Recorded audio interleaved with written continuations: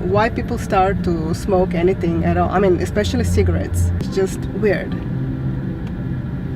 Very wise. Very wise words. My next destination is Split in South Croatia, and on the way I'll tell you why I stopped smoking everything.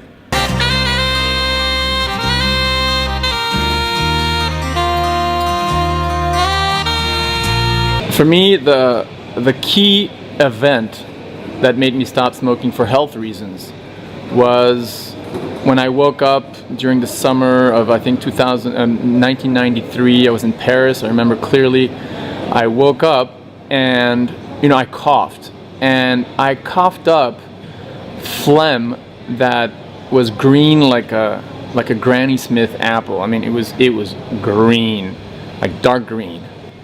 And I made like this weird noise in coughing it up, the cough, the noise that, regular smokers make, or smokers who have been smoking for decades.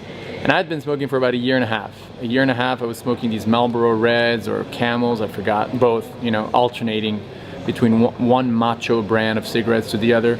And when I coughed up that green phlegm, and, knowing that I'd done a lot of surfing and I played tennis and I was, into being healthy and doing sports and keeping fit, that green phlegm was just like too much for me. And right there and then, I remember it was just like yesterday, I was like, that's it, you're quitting, you're stopping, you're not smoking anymore.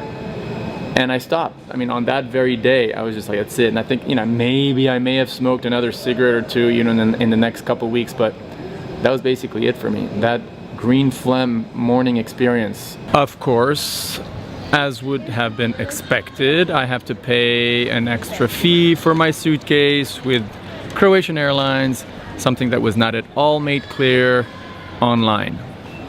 Thank you. Around 1993 is also when I started getting into Hinduism, and I discovered Bhakti Yoga, and I started practicing Bhakti Yoga. I started chanting, mantras, specifically the Hare Krishna mantra. I became a vegetarian. And so right around that same time when I stopped smoking cigarettes for health reasons, I reinforced, let's say, that decision to stop smoking cigarettes with a newly found spiritual or religious conviction that I had just embraced.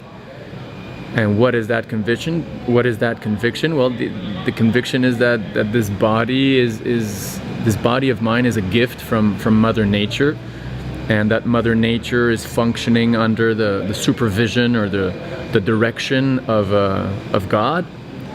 And therefore, I can't really damage this body like I can't really damage a rent-a-car that I rent for a few days before I have to return it to Avis or Hertz or whatever company lent it out to me.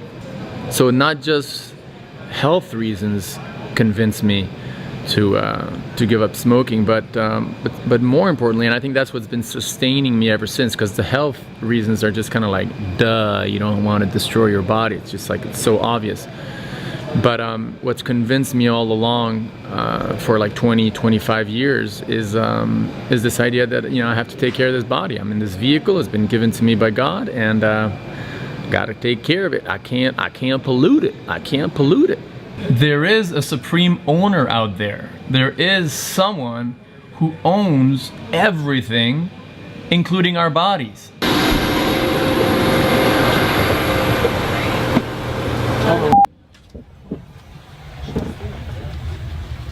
Now the question comes up of whether or not the use of marijuana or hashish has any sort of spiritual value. You look at the Shaivites in South India or in North India for that matter, and they religiously smoke hashish.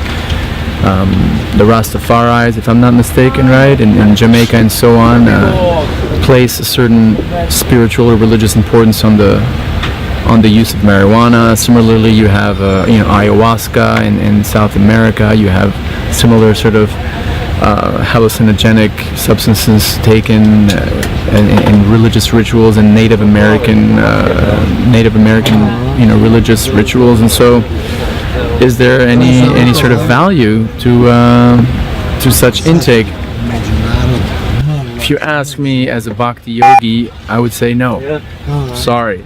And the reason I believe that is because I strongly believe that consciousness, pure consciousness, spiritual consciousness, really does transcend matter, including any type of drug, including any type of drug that may be, considered to have some sort of mystical potency.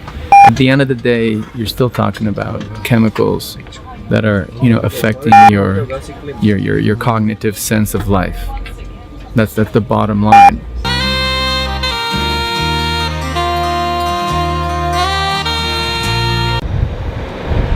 I have a confession. In the last 20-25 years, I did smoke maybe 2 or 3 joints, which is a pretty good track record when you think about it. And to be perfectly honest, the first 10 minutes each time were cool. We're like, fun, ha ha ha, you laugh, under the effect of the THC. And then honestly speaking, after 10 minutes, I was like, okay, where's the switch off button?